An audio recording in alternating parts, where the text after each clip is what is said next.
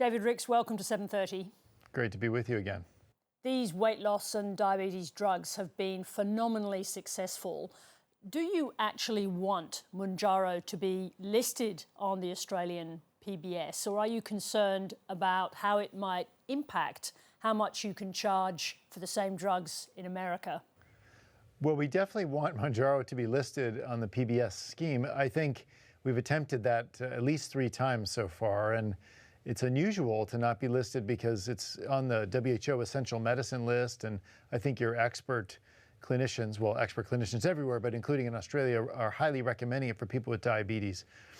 Of course, now the global pricing system has adapted over the last decade, and most recently with the US you mentioned, but Australia is not an island as it comes to pricing. So when we consider the price point, it ripples across the world and can debase the medicine everywhere, which has an effect on our ability to reinvest in R&D. So we're not interested in access at any point, any price point. We think a fair price point would be good. How about one similar to the UK or Canada or other countries that have moved forward with listing? That's what we're suggesting. How far apart were you and the Australian government on price? I wasn't in the discussion personally, but the team reported it wasn't close enough to bridge. And we're struggling to think of a way to resubmit at this point. So is the disagreement about price or about how many Australians could be eligible for the drug? Well, so this was part of the problem, as I understand it, is that PBS was insisting that they put a cap on the number who are eligible, and that anything over that cap we would be responsible for, even though we don't control the rollout and utilization. That's just a uncapped risk we can't accept. So that was a major issue. I think the problem, though, overall, it's not unique to Mounjaro. We talked about this last time.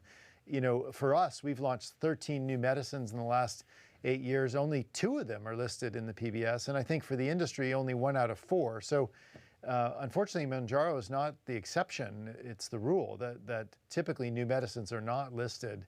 I think that's a choice to be considered. Because here's a really valuable, important therapy that's shown to help people control diabetes, reduce heart attack and other risks, and it won't be available. Are your people still talking to the Australian government, or have you closed the door? We never close the door. I think we can always talk about new ideas. The basic problem from our standpoint is how Australia is valuing the medicine. And again, not just Mounjaro, the overall value of medicines in the total health system has fallen from about 6% of the budget 10 years ago to about 4% now. So medicines have been devalued in a way by 50%. And I think despite incredible medical advances, like a product like Mounjaro, which could really aid so many Australians with their diabetes. So, we're not shirking all the blame on the government. We can be flexible and think about adaptive schemes, and we're open to new schemes. But at the core of it is the value placed on the medicine. You say that the issue about price is to do with the very high cost of developing drugs from scratch. But when we're talking about these blockbuster drugs, they're earning tens of billions of dollars for Eli Lilly, way more than your total R&D budget. So aren't we actually here talking about generating even more revenue for Eli Lilly's bottom line? Well, of course, there's profit as well in taxes and capital spending and manufacturing costs, and all those things are in the P&L. But I raise R&D because of the time dislocation and the sense of how this industry works. So unlike a small biotech where we would go to investors and say, give us some money, we'll bet on one thing, and in 10 years' time, if it works and we can sell some, we'll pay you back. For big companies, we self-fund R&D out of our own cash flow for future generations of medicine. So the success of a drug like Mounjaro is literally paying for hopefully dozens of medicines that will appear in a decade's time, maybe for people who don't use Mounjaro, maybe for a different disease state, maybe for someone we've never met, but nonetheless, that's how breakthrough medicines get funded in the main for the world. The other issue at stake here in Australia is, and it relates to the question of referencing other markets, is what share of that cost should Australians bear so that in 10 years there's another new medicine for maybe brain cancer or Alzheimer's or diabetes like Mounjaro. And is the answer zero, or is it something above zero? And our point of contention is, for the most developed countries, surely we should allocate a portion of the drug budget to cover the R&D cost to develop future cures. I think countries like, well, the UK has just changed its policy, Canada's changing its policy, of course the US, to say, okay, we want to participate in that. We want a good deal when the drugs come out, but in return we'll pay a little bit of a premium so you continue to invest, and we want the medicines early, not toward the end of the life cycle.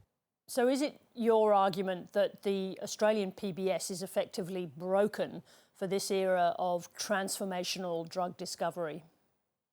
Well, I think, first, of course, would be the domestic consideration. It may be perfectly fit for what Australians want. If Australians want long delays for new medicines, we cited an example last time where we have a breast cancer medicine, and that's now been 800 days since its approval before it's not available yet. And here, women have tumors growing, and there's the best solution for that is not available. That could be what we're optimizing for. Cost, of course, tax is a major issue in policy, or maintaining public service for health that has more labor in hospitals than medicines. Those are all choices people can make. I guess we're just saying, don't say you're making a choice to adopt innovative medicines and then not do it. I want to ask you about artificial intelligence, because our politicians and tech companies tell us that there are incredible drug discoveries coming from AI, but biological research is not the same as a large language model predicting letters in a sequence. So how effective actually is AI for drug discovery now? It's very early, I would say. I think I could say early innings in a cricket sense on Australian TV, but it is early innings, largely for the reason you raised. These models that we use every day are built on language, and the entirety of global languages is known. You can read it on the internet, and that's what they dumped into the machines, and it's very good at predicting words and sequences and so forth. We don't have the language of biology written down anywhere. I think some estimates are between 10 and 15% of all biology is even ever discovered. And then on top of that, you have the problem that 10 or 15% is sitting in silos. Different laboratories, private and public. Actually, the main way we share results from biological findings is in medical journals and in journals like Nature, but we always present an abstracted version. We don't put the data set there. So there's just a lot to be done to create what would be a large biological model, maybe an LBM, that would help scientists really predict how a disease is affecting a cell or how a medicine might affect that disease. And it will be many years to build out those data sets to try to help scientists speed up discovery without having to do cumbersome and sometimes very empirical laboratory experiments, but to rather try to predict it with the machine and then go prove it in the lab. But we shouldn't be expecting incredible cancer cures soon. That's over-egging the pudding.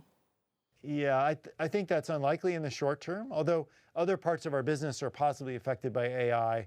The core discovery process, there's a lot to do, and we're committed to do it. It will just take some time. And just to finish on the question of vaccines, the US administration has cut down the number of vaccines for children from 17 to 11, while saying the historical increase in vaccinations had coincided with an increase in autism. Is this new decision based in science? Yeah, of course we followed this. We haven't been in the vaccine space for a while. We recently acquired some new and interesting vaccines, but they're not childhood vaccines. Of course, we're a science-based company, and we believe evidence and proof is how we should make medical decisions. And I haven't actually read all the details of what just happened yesterday, but I would hope that the scientific community, kind of raises the question. Patients and parents want to know what does cause autism. That's a natural thing, but we need evidence before we take changes to the schedule. That'd be my belief, and I'm not sure that's been produced. So at Eli Lilly, you don't think that vaccines cause autism?